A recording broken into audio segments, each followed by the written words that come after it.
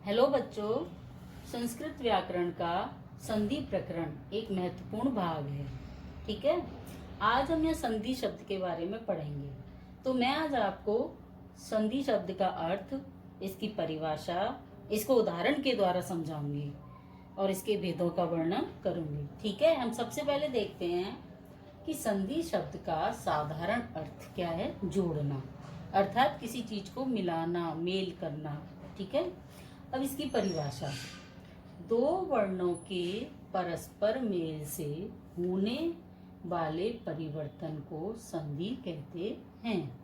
अर्थात पूर्व पद के अंतिम वर्ण के साथ उत्तर पद के प्रथम वर्ण के मिलने से जो परिवर्तन होता है वह संधि है।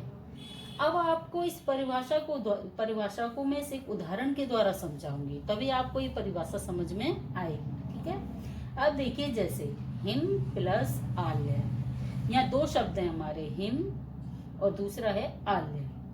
ठीक है, अब इसमें देखिए पूर्व पद, सबसे पहले मैं आपको समझाऊंगी पूर्व पद क्या होता है और उत्तर पद क्या होता है।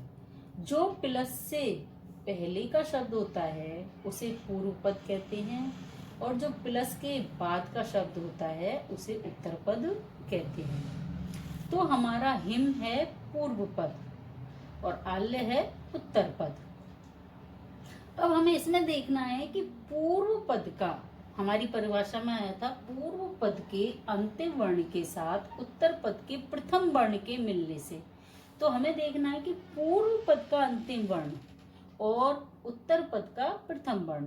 इसके लिए हम सबसे पहले देखेंगे हिम शब्द को। अब हिम शब्द को हम इसके देखो विभाजन करेंगे। हम हिम का विभाजन किया है हमने, है, इसमें से देखो क्या स्वर निकला है, ई। ठीक है, तो है को हमने हलंत कर दिया। क्यों? क्योंकि हमारा व्यंजन हमेशा आधा होता है, वह हमेशा स्वर से ही पूर्ण होता है। तो है ई म। अब मैं में भी देखो क्या स्वर आएगा, यहाँ जहाँ कोई मात्रा नहीं होती वहां पर ए होता है, तो यहाँ पे निकल के आया अ। अब ऐसे ही उत्तर पद में देखिए, आ, फिर ल को हमने हलंत कर दिया, इसमें से निकल गया अ। फिर ये को हलंत कर दिया, इसमें से निकला है ए।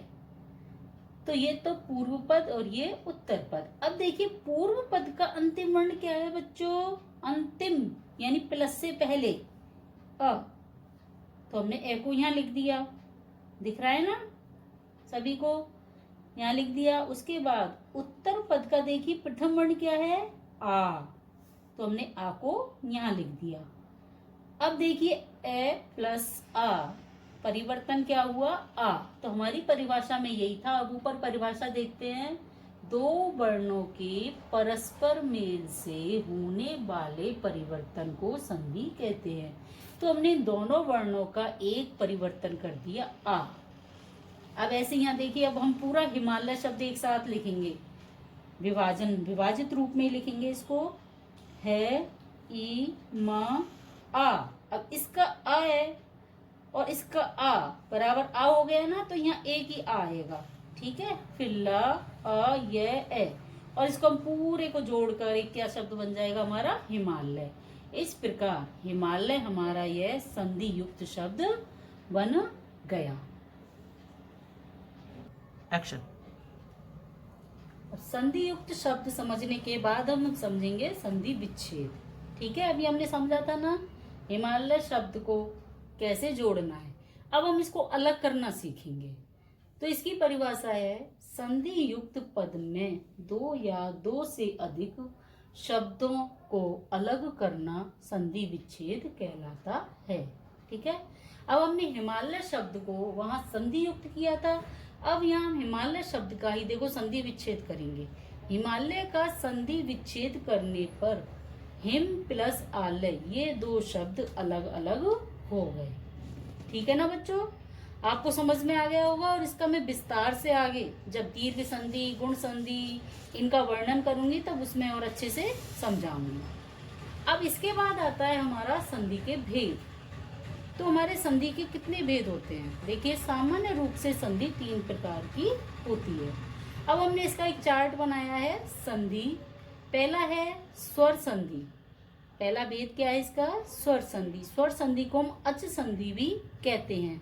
स्वर का दूसरा नाम है अच।